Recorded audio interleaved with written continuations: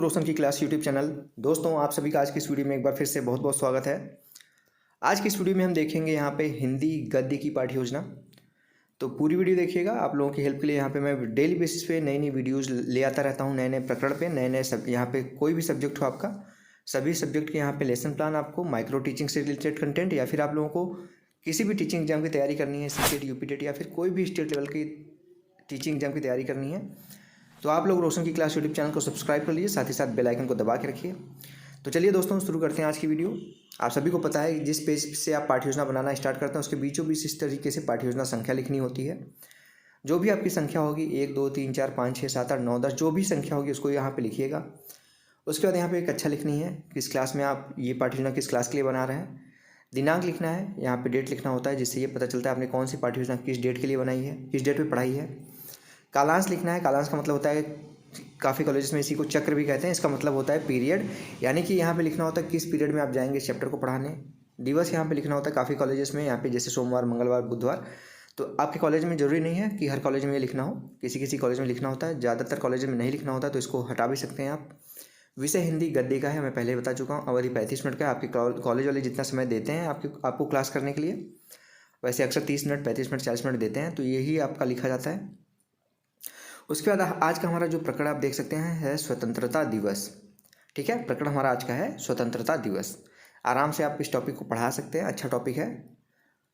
अब इसके बाद हेडिंग आता है आपका सामान्य उद्देश्य। सामान्य उद्देश्य हेडिंग के अंतर्गत आपको आपका जो विषय है, जैसे हमारा आज का विषय क्या है, हिंदी, उप विषय क्या कह सकते हैं, गद्य कह सकते हैं। तो इन दोनों को पढ़ाने के बाद बच्चों को क्या क्या आप सिखाएंगे उसके बारे में आपको इन सामान्य उद्देश्य हेडिंग के अंतर्गत लिखना होता है। तो यहाँ पे देखिए, पहला पॉइंट लिखा गया है, छात्रों में हिंदी गद्य के प्रति रुचि उत्पन्न करना। दूसरा पॉइंट है हिंदी भाषा के प्रति रुचि उत्पन्न करना। तीसरा पॉइंट है छात्रों में गद्य माध्यम से मातृभाषा से जोड़ना छात्रों को।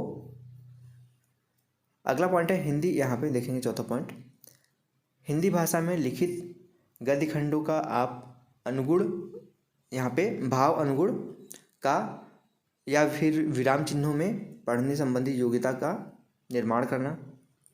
यहाँ पे थोड़ा सा राइटिंग, जिस बच्चे ने ये पीडीएफ मुझे भेजी, थोड़ी सी राइटिंग की काफ़ी क्लोज लिखा है, इसलिए थोड़ा सा ध्यानपूर्वक सुनिएगा। और लास्ट में इसका पॉइंट है आपका सामान्य उद्देश्य का चारों कौशलों का विकास करना। ठीक है, अब यहाँ पे कम से कम आपको सामान्य उद्देश्य के अंतर्गत 4 से 5 पॉइंट और मैक्सिमम 8 से 10 पॉइंट लिखना होता है। इसके अलावा भी अगर हिंदी विषय का आपको सामान्य उद्देश्य लिखना है तो आई बटन पर क्लिक करके आप देख सकते हैं वहाँ से। अब आता है आपका विशिष्ट उद्देश्य। विशिष्ट उद्देश्य होता है आपका जो टॉपिक होता है उसको पढ़ाने के बाद बच्चों को क्या क्या आप सिखाएंगे। जैसे आज का हमारा टॉपिक है स्वतंत्रता दिवस, तो स्वतंत्रता दिवस टॉपिक पढ़ाने के बाद बच्चों को क्या क्या सिखाना चाहते हैं उसके बारे में विशिष्ट उद्देश्य में कम से कम 3 से 4 पॉइंट, मैक्सिमम 8 से, इसमें 5 से 6 पॉइंट लिखना होता है। तो देखिए, पहला पॉइंट इसमें है, सभी छात्र स्वतंत्रता दिवस के विषय में जान पाएंगे। दूसरा पॉइंट है, छात्र पाठ में आए नए शब्दों का ज्ञान कर पाएंगे। अगला पॉइंट है, छात्रों में देश भावना का विकास होगा। और यहाँ पे चौथा पॉइंट है इसका विशिष्ट उद्देश्य का, छात्रों द्वारा स्वतंत्रता का ज्ञान का अर्जन किया जाएगा। अब इसके बाद अगली हेडिंग है यहाँ पे सहायक सामग्री। सहायक सामग्री में देखिए लिखा गया है चौक, श्यामपट्ट, लपेट फलक, डस्टर, संकेतक, ये सारी चीज़ें हो गई। अब आता है पूर्व ज्ञान। पूर्व ज्ञान में देखिए लिखा गया है, सभी छात्र स्वतंत्रता दिवस के विषय में सामान्य जानकारी रखते हैं। इस टॉपिक पे सबसे अच्छी बात यह है कि इसमें नॉर्मल आपको सभी को स्वतंत्रता दिवस के बारे में तो जानकारी होती ही है। अब आता है यहाँ पे प्रस्तावना प्रश्न। प्रस्तावना प्रश्न को इस तरीके से शिक्षण बिंदु के कॉलम में लिखने की जरूरत नहीं होती है। प्रस्तावना प्रश्न को आप यहाँ पे इसको हटा दीजिएगा, छात्राध्यापक क्रिया, छात्र क्रिया लिखिएगा। हो सके अगर तो आपके कॉलेज वाले अगर कहें तो यहाँ पे एक लाइन खींच के क्रम संख्या लिख लीजिएगा। ठीक है, यहाँ पे कम से कम आपको 3 प्रश्न पूछ के अपना प्रकरण निकलवाना होता है। ज़्यादा से ज़्यादा 5 से 6 प्रश्न पूछ सकते हैं अपना प्रकरण निकलवाने के लिए। तो देखिए यहाँ पे पहला प्रश्न है, बच्चों हम सब किस महाद्वीप में रहते हैं, तो बच्चे बोलेंगे एशिया में। दूसरा प्रश्न है, एशिया महाद्वीप के किस देश में हम रहते हैं, तो बच्चे बोलेंगे भारत में। फिर तीसरा प्रश्न भारत से बनेगा, भारत देश कब आज़ाद हुआ, तो बच्चे बोलेंगे 15 अगस्त 1947 को। फिर चौथा प्रश्न है, 15 अगस्त 1947 को कौन सा दिवस मनाते हैं, 15 अगस्त को हर साल हम कौन सा दिवस मनाते हैं, बच्चे बोलेंगे स्वतंत्रता दिवस। तो यहाँ पे देखिए आपका प्रकरण चौथे क्वेश्चन में निकल गया। अब पांचवा क्वेश्चन आपको समस्यात्मक बनाना ही होता है, क्योंकि कहीं ना कहीं बच्चों को रोकेंगे तभी तो आप अपने चैप्टर का शुरुआत करेंगे। तो पांचवा प्रश्न है, स्वतंत्रता दिवस के विषय में आप क्या क्या जानते हैं, विस्तारपूर्वक बताइए। तो बच्चे कुछ ना कुछ बताएंगे, संभावित उत्तर होगा यहाँ पे, लेकिन ज़्यादातर बच्चे बहुत ज़्यादा डिटेल नहीं बता पाएंगे, तो ये हो जाएगा समस्यात्मक प्रश्न। जैसे समस्यात्मक प्रश्नों का अपना उद्देश्य कथन देखिए यहाँ पे आपको बोलना है। उद्देश्य कथन में लिखा गया है, प्रिय छात्रों, आज हम स्वतंत्रता दिवस पर विस्तार से अध्ययन करेंगे। अब बच्चों को पता चल गया कि किस टॉपिक वो पढ़ने वाले हैं, आप किस टॉपिक पे उनको पढ़ाने वाले हैं, तो उसको आप प्रस्तुत कर सकते हैं। इसको आप प्रस्तुतिकरण हेडिंग कहते हैं। इसमें इसको 4 कॉलम में डिवाइड किया गया है, शिक्षण बिंदु, छात्राध्यापक कथन, छात्र कथन और श्यामपट्ट कार्य। ठीक है, श्यामपट्ट कार्य। तो इसमें देखिए प्रस्तुतिकरण में यहाँ पे पहले आप उस चैप्टर के बारे में बताएंगे। देखिए यहाँ लिखा गया, छात्राध्यापक सभी छात्रों को स्वतंत्रता दिवस पाठ को खोलने के लिए निर्देश देता है। छात्र पाठ को खोलते हैं, सभी छात्र ध्यानपूर्वक सुनेंगे फिर चैप्टर को। आदर्श वाचन होगा। आदर्श वाचन में देखिए शुद्धता व स्पष्टता के साथ स्वतंत्र, यहाँ पे आप जो भी बोलेंगे उसको शुद्धता और स्पष्टता के साथ ही बोलेंगे। तो यहाँ पे देखिए बोला गया है, आप बताएंगे, छात्राध्यापक इसकी व्याख्या करेगा। स्वतंत्रता दिवस हमारा एक प्रमुख राष्ट्रीय पर्व है। इस दिन ही हमें स्वतंत्रता प्राप्त हुई थी, 15 अगस्त 1947। इसलिए प्रत्येक भारतीय इस दिन को उल्लास के साथ हर्षपूर्वक हर वर्ष यहाँ पे पर्व के रूप में मनाता है। यह दिन हमारी विशिष्टता का प्रतीक है। देश के प्रधानमंत्री भी प्रतिवर्ष लाल किले पर ध्वजारोहण करते हैं तथा हम सभी हमारे विद्यालय में ध्वजारोहण करते हैं। इस दिन हम राष्ट्रगान गाते हैं। सभी घर के बच्चे आते हैं परिवेश में, वह अनेक कार्यक्रम करते हैं। अब जरूरी नहीं कि यहाँ पे आप जो यहाँ लिखा गया स्वतंत्रता दिवस के बारे में, इस टॉपिक से मैंने बोला ना कि ये इतना अच्छा टॉपिक है कि जरूरी नहीं कि आप जो यहाँ पे लिखा है वही लिखिए। स्वतंत्रता दिवस के बारे में आप कहीं से भी कोई भी पॉइंट उठा के यहाँ पे डाल सकते हैं। ठीक है, छात्र वाले कॉलम में देखिए लिखा गया, छात्र ध्यानपूर्वक सुनेंगे और यही जो इसमें से जो भी इंपॉर्टेंट पॉइंट हो कि हम कब आज़ाद हुए, हम स्वतंत्रता दिवस क्यों मनाते हैं, उसको आप श्यामपट्ट पे भी यहाँ पे लिख सकते हैं।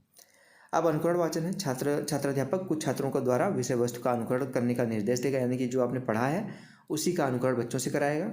उसके बाद अशुद्धि संशोधन है। अशुद्धि संशोधन में देखिए लिखा गया है, छात्राध्यापक द्वारा पाठ में हुई अशुद्धियों का छात्रों के सहयोग से श्यामपट्ट पर शुद्धिकरण किया जाएगा। सभी छात्र शुद्ध वाचन करते हैं। कोई शब्द होगा आपने जो पढ़ाया है, अगर बच्चे उसको गलत पढ़ रहे हैं तो आपका कार्य है कि बच्चों से ही उसको सही कराइए, उसको बस सहायता दीजिए और उसको श्यामपट्ट पे लिख दीजिए, जिससे सभी बच्चे कोई अशुद्धि न करें।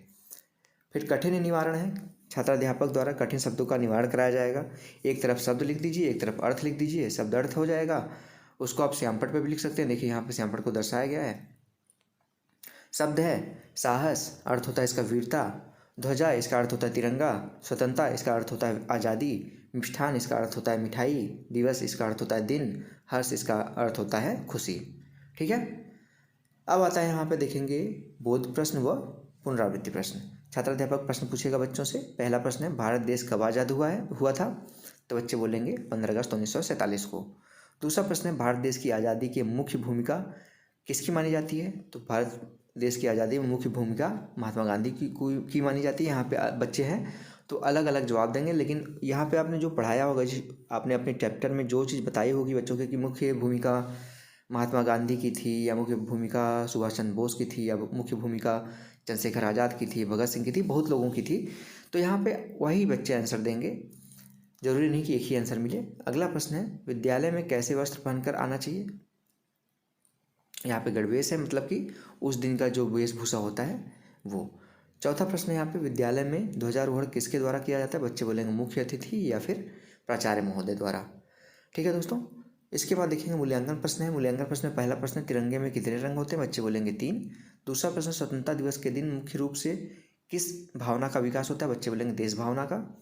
तीसरा प्रश्न है, 15 अगस्त को प्रतिवर्ष कौन सा दिवस मनाया जाता है? बच्चे बोलेंगे स्वतंत्रता दिवस।